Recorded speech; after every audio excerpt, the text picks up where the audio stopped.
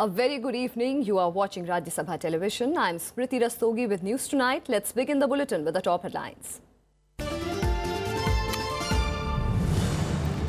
Prime Minister Narendra Modi opens country's first healthcare and wellness centre under the Ayushman Bharat scheme in Bijapur, Chhattisgarh. Also inaugurates railway line and passenger train in a visit that marks the first by any Prime Minister to the Naxalite-affected district.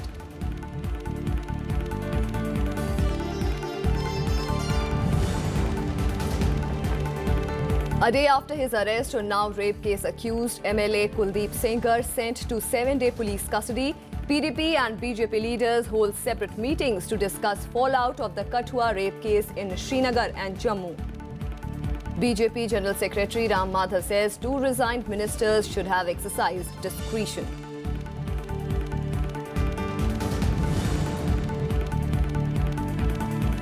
Finance Minister Arun Jaitley to take oath as Rajya Sabha member in Chairman M. Venkaiah Naidu's chamber tomorrow at 11 a.m. Jaitley was re-elected to the upper house from Uttar Pradesh last month.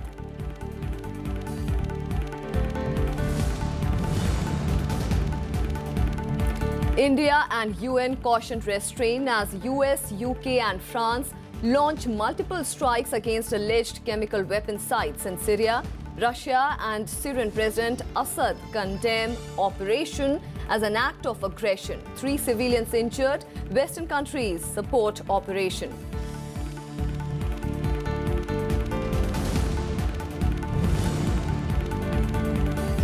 And India wins 17 medals on Day 10 of Commonwealth Games. Manika Batra and Neeraj Chopra, first Indians to win golds in table tennis, women's singles and javelin throw.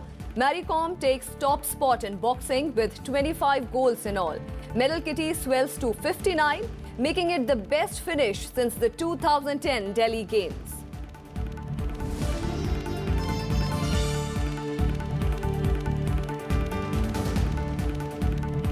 On the occasion of Ambedkar's 127th birth anniversary, Prime Minister Narendra Modi on Saturday launched India's first wellness centre under the ambitious Ayushman Bharat scheme in Chhattisgarh's Bijapur district. Prime Minister Modi also unveiled several pro-poor schemes in the Maoist-affected low-literacy district. Chhattisgarh Chief Minister Raman Singh and Health Minister J.P. Nadda were also present on the occasion.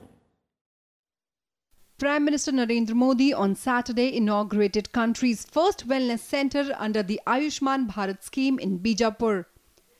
1.5 lakh health and wellness centres will be opened under the scheme by 2022 in India. After the inauguration, Modi said he was confident that basic health care facilities will not be denied to people. Ayushman Bharat इस योजना के पहले चरण को आज 14 अप्रैल अंबेडकर जी की जयंती के दिन इसी धरती से, छत्तीसगढ़ की धरती से, बीजापुर डिस्ट्रिक्ट की धरती से आज उसका प्रारंभ किया जा रहा है। उसके पहले चरण का प्रारंभ हुआ है और पहले चरण में देश के प्राथमिक स्वास्थ्य से जुड़े विषयों में बड़े बदलाव लाने का प्रयास किया जाएगा। He also assured people that development projects will ensure Bijapur district to shrug off its backward district tag. आपके बीजापुर जिले के पास क्या नहीं है? सब कुछ है।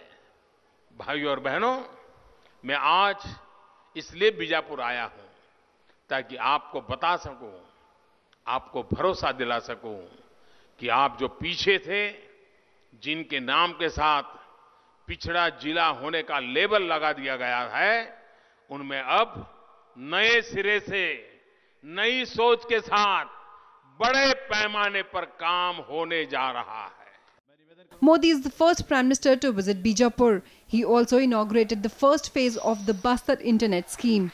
Under the project, a 40,000-kilometer long network of fiber optics cable will be spread across the 7 districts of the tribal region. He also inaugurated a railway line as well as passenger train between Gudum and Bhanu Pratappur. Besides this, he laid foundation stones for several other projects. Bureau Report, Rajya Sabha Television.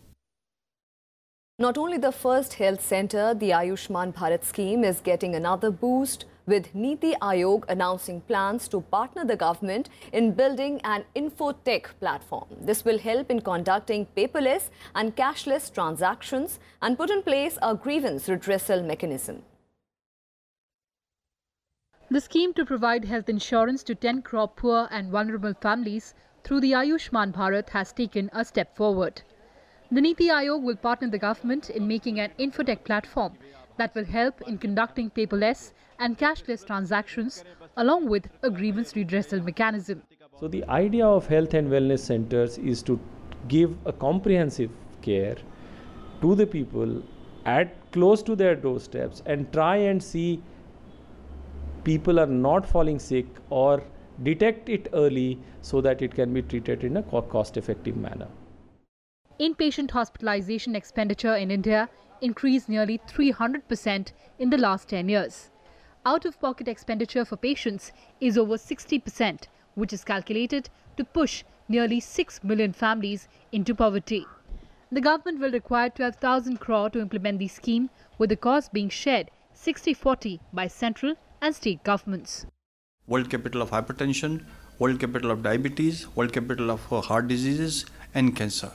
Everywhere in illness, we are on the top in the world. At least I must compliment our Prime Minister.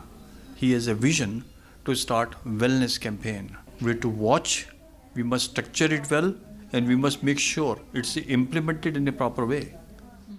The National Health Protection Scheme is also expected to help the country to move towards universal health coverage, which is one of the UN Sustainable Development Goals till the year 2030. A nation's development is gauged by the health of its population. However, in India, even after 70 years of independence, 80% of population is not covered under any health insurance scheme. Now, Ayushman Bharat will not only boost penetration of insurance coverage, but will also spur investment in the healthcare sector. Reporting from Delhi, with camera person Sudhanshu, I'm Kriti Mishra for Rajya Sabha Television. And in an attempt to reach out to the poor rural households, the centre today launched the Gram Swaraj Abhiyan. The 8-phased Abhiyan will go on till 5th of May. This Abhiyan is being undertaken to spread awareness about government welfare schemes and other people-centric initiatives to poor households. The idea is to reach out to the poor in the 21,000 most backward villages in the country. Several programs have been scheduled during the period, with April 18th being observed as Swachh Bharat Festival. April 20th, 24th and 28th will be observed as Ujjwal Divas, Panchayati Raj Divas and Gram Shakti Divas respectively, to highlight various government schemes. Prime Minister Modi has said that he will interact with BJP leaders on April 22nd through a video conference. April 30th, May 2nd and May 5th will be dedicated to highlighting various schemes aimed at benefiting farmers and poor. सरकार ने अंबेडकर जी ने जो विकास की परिकल्पना की थी उसको साकार रूप देने के लिए ग्राम स्वराज अभियान प्रारंभ किया है, जो 14 तारीख से लेकर के 5 मई तक चलेगा और आज सामाजिक न्याय दिवस के रूप में उसको मनाया जा रहा है. So that was all the news about Dr. B.R. Ambedkar's 127th birth anniversary.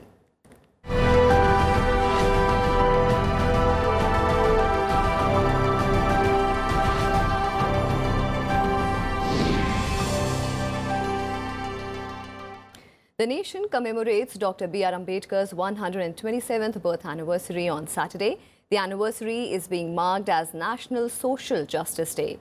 President Nath Kovind, Vice President M. Venkaiah Naidu, Prime Minister Narendra Modi, Lok Sabha Speaker Sumitra Mahajan, several union ministers and other dignitaries paid floral tributes at a function organized at Parliament House lawns. Several leaders, including union ministers, former Prime Minister Manmohan Singh and Rahul Gandhi, also paid tributes to the icon.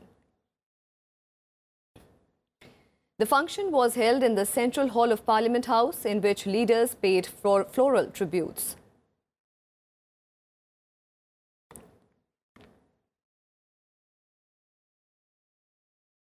And President Nath Kovind paid tributes to Dr. B.R. Ambedkar on his birth anniversary. Thousands of followers as well as leaders pay their respects. Here is a report.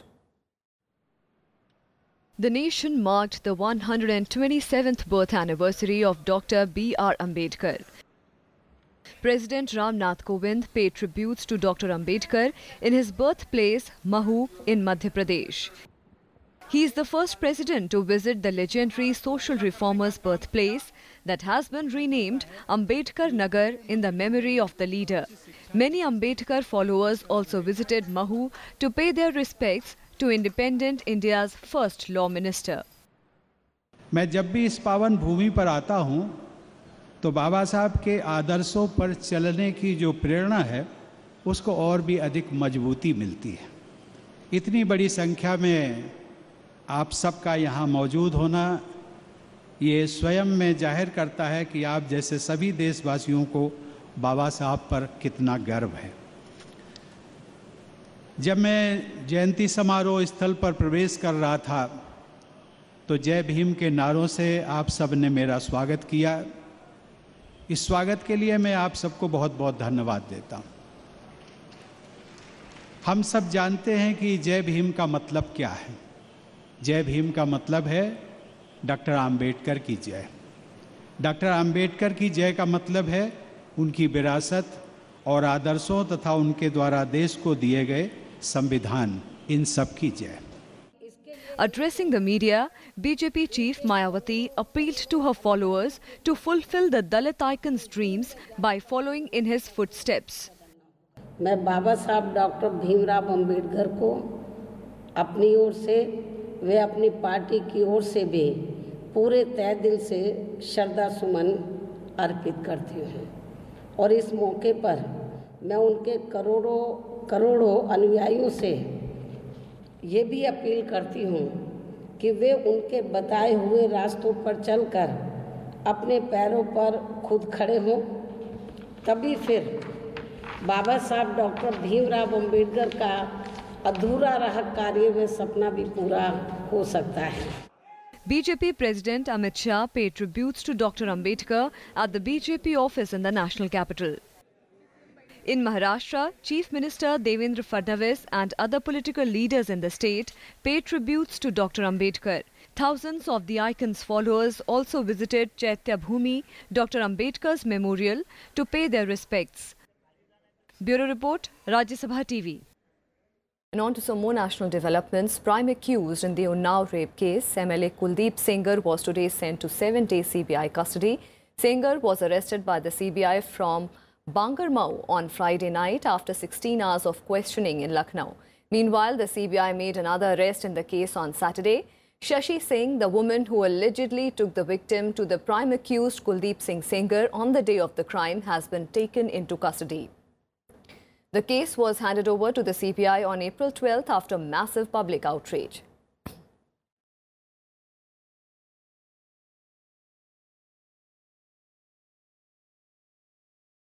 Meanwhile, both BJP and PDP on Saturday held separate meetings to discuss fallout of the Kathua rape case.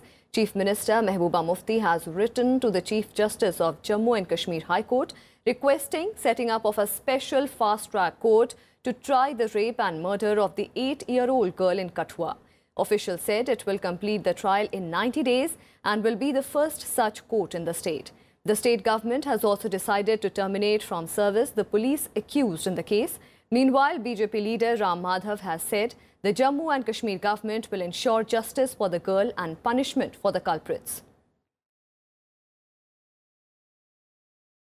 And United Nations Secretary General Antonio Guterres has termed the incident horrific and asked Indian authorities to ensure that the guilty are brought to justice.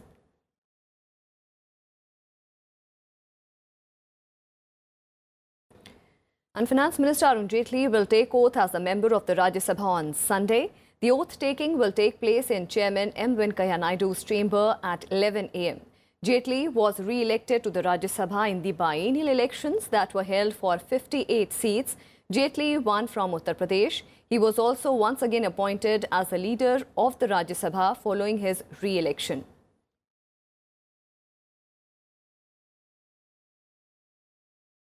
And with that, time for a very short break. Stay with us.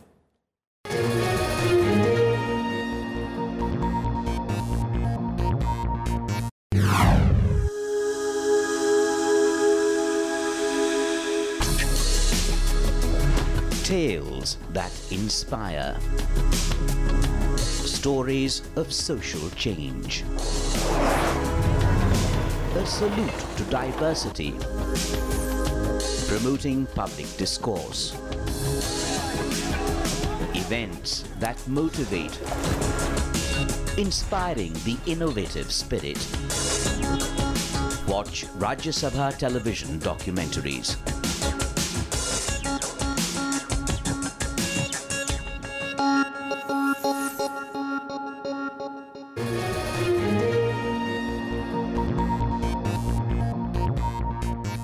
Welcome back. You're watching News Tonight. Prime Minister Narendra Modi and British Prime Minister Theresa May will have a summit meeting on 18th of April, a day before the 25th Commonwealth Heads of the Government meet in London.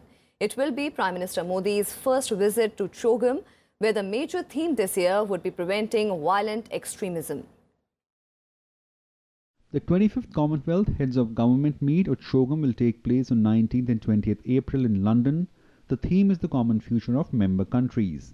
Heads of governments will decide whether Chogam can be developed as a new trade and cooperation bloc on the lines of ASEAN. The idea, mooted by British Prime Minister Theresa May, will be discussed in both formal and informal meetings. The conglomeration of 52 nations is almost 2.5 billion people. The trade is projected to reach $1 trillion by the year 2020.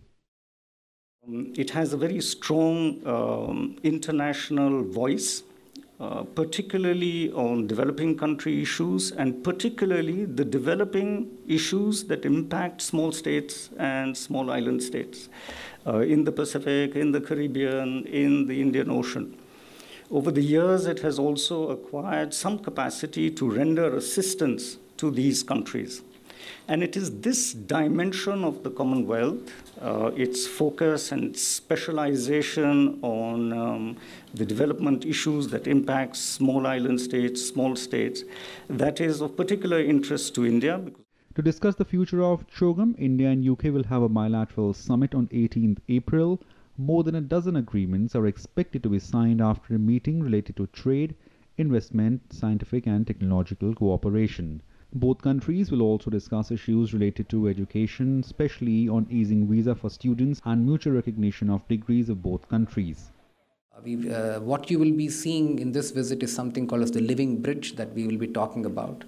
The second one will be a lot of tech focus. Tech focus because we are looking at the 21st century. We are looking at new areas of engagement between the two countries, whether it's big data, whether it is artificial intelligence, whether it is healthcare, whether it is the concept of digitization and how do we apply it to various spheres of activity, whether it's healthcare, where we see a lot of partnerships going on. India is the fourth largest investor and second largest job creator in United Kingdom. UK has invested almost $25 billion in India. Both countries will hope to see that the cooperation makes a positive impact on Chogam nations. After Brexit, Chogam has become very important for United Kingdom. And India being the largest country in the Commonwealth, it will be interesting to see that how much importance is being given to India in the development and cooperation among the Commonwealth countries. Akhilesh Suman for Rajya Sabha Television with camera person Junaid in Delhi. And before his London visit, Prime Minister Narendra Modi will visit Stockholm, where he will take part in the first ever summit with Nordic nations, including Sweden, Norway, Denmark, Finland and Iceland. Among these countries, Norway has the highest investment in India from its pension fund. Prime Minister Narendra Modi will reach Stockholm on April 16 for summit meetings with all heads of governments of the 5 Nordic countries the next day. Cooperation on technology, investment and defence will be the part of main agenda. India needs the cooperation of Nordic nations in United Nations and other international fora. For India, Nordic countries are potential source for clean technology, environmental solution, port modernization, cold chain, skill development, innovation, etc. They could be our ideal partner for many flagship programs. Prime Minister Modi will also have separate meeting with Swedish King. India is working to strengthen Sweden's role as a key partner for India, especially in innovation and defense. Sweden has expertise in making defense equipments. Nearly 25,000 Indians live in Sweden and over 170 Swedish companies have invested $1.4 billion since 2000. Around 70 Indian companies have invested in Sweden. India-Sweden annual bilateral trade stands at around $1.8 billion. Indo-Nordic trade stood at $5.3 billion in the year 2016-17 with cumulative FDI to India at $2.5 billion. In Stockholm, Prime Minister Narendra Modi will also meet the Indian diaspora. Now the news from the international front. The Ministry of External Affairs today said that India has taken note of the recent strikes in Syria and is closely following the situation. India has urged all parties to show restraint and to avoid further escalation of the situation and call for peaceful resolution of the matter through dialogue and negotiations. India also called for an impartial and objective investigation by the OPCW to establish the facts. Responding to questions regarding the strikes, MEA spokesperson Ravish Kumar called the alleged use of chemical weapons in Syria deplorable. Kumar also hoped for the long-drawn suffering of Syrian people to come to an end soon.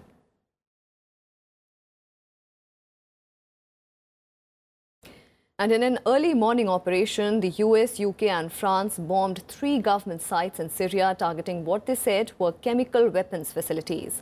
The strikes were in response to a suspected deadly chemical attack on the town of Douma last week. While US President Donald Trump has hailed the strike, it has also drawn international criticism. Here is a detailed report.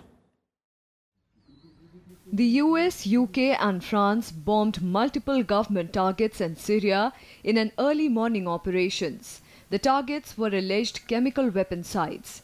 Explosions hit the capital Damascus as well as 2 locations near the city of Homs. US President Donald Trump hailed the strike as perfectly executed, adding mission accomplished. Declaring the action successful, British Prime Minister Theresa May said the strikes sent a clear message against the use of chemical weapons. The European Union has also supported the airstrikes. In a Twitter message, European Council President Donald Tusk said EU will stand with its allies on the side of justice. Japanese Prime Minister Shinzo Abe and Germany also backed the airstrikes. Assad gegen seine Bevölkerung mit Chemiewaffen ist nicht nur abscheulich, sondern auch ein schwerer Bruch des humanitären Völkerrechts.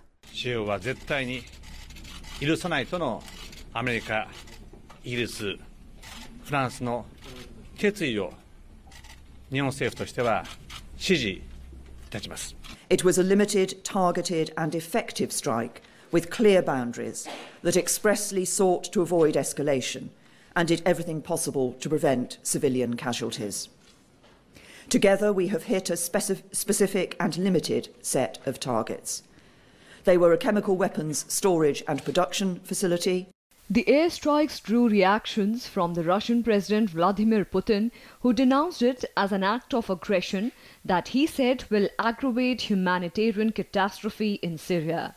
China called on the parties to remain calm and exercise restraint over the situation. Iran warned of regional consequences, while Syrian President Bashar al-Assad has said the strikes made him more keen to fight back against his opponents. دفاعنا الجوي بكفاءة عالية لصواريخ العدوان وأسقطت معظمها في حين تمكن بعضها من إصابة أحد مباني مركز البحوث في برزة الذي يضم مركزا تعليميا ومخابر علمية. Condemning the incident, UN Chief Antonio Guterres urged member states to show restraint and avoid such acts that could escalate the situation and worsen sufferings of the Syrian people. I urge all members to act responsibly in these dangerous circumstances. And I appeal to the Security Council to fulfill its duties and not give up on efforts to agree upon a dedicated, impartial, objective and independent mechanism for attributing responsibility with regard to the use of chemical weapons. I stand ready to support such efforts. 3 civilians were wounded in Homs after several missiles were intercepted by the Syrian defense systems. Meanwhile, UN Security Council will meet today at Russia's request to discuss airstrikes. Bureau Report, Rajya Sabha TV. And now the news from the world of sports. India won 8 gold medals on the 10th day of the Commonwealth Games to retain the number 3 spot in the medal tally with a total of 59 medals, including 25 golds, 16 silver and 18 bronze. England is at the second spot with 123 medals in total, including 42 gold, 40 silver and 41 bronze, while host Australia is still on the top of the standings with 187 medals in its tally, including 75 gold, 55 silver and 57 bronze. On the 10th day of the ongoing Commonwealth Games in Australia's Gold Coast, India won 8 golds, with boxers Mary Kom, Gaurav Solanki and Vikas Krishnan winning gold, while Neeraj Chopra won gold in javelin throw event. Mary Kom won gold in the women's 48 kilograms weight category, defeating her Northern Ireland rival Christina O'Hara 5-0. In men's 52 kilograms category, Gaurav Solanki defeated Northern Ireland's Brendan Irwin 4-1, while in 75 kilograms category, Vikas Krishnan beat Cameroon's Deodan Wilfred Sengi to claim the gold. In women's 50 kilograms freestyle wrestling, Vinesh Phogat won gold after defeating her Canadian opponent Jessica McDonald, while Manika Batra created history by becoming the first Indian woman table tennis player to win a singles gold at the Commonwealth Games. In men's 125 kilograms freestyle wrestling, Sumit Malik clinched gold after his Nigerian rival Sinevi Boltek pulled out of the bout citing an injury. Shooter Sanjeev Rajput claimed gold in the 50 meters rifle 3 positions event, while in javelin throw, Neeraj Chopra created history by becoming the first Indian javelin thrower to claim a gold medal at the Commonwealth Games. In 60 kilograms boxing, Manish Kaushik won silver. In 91 kilograms category, Satish Kumar won silver. In 49 kilograms category, Amit Pangal too won silver. While in men's 86 kilograms freestyle wrestling, Somveer won bronze. In women's 62 kilograms wrestling, Sakshi Malik added another bronze in India's medal tally. While in men's table tennis, Indian duo Sharath Kamal and G. Satyan won silver. In squash, Deepika Palikal and Saurabh Ghoshal picked up the mixed double squash silver, while N. Siki Reddy and Ashwini Ponnappa won bronze in badminton women's doubles event.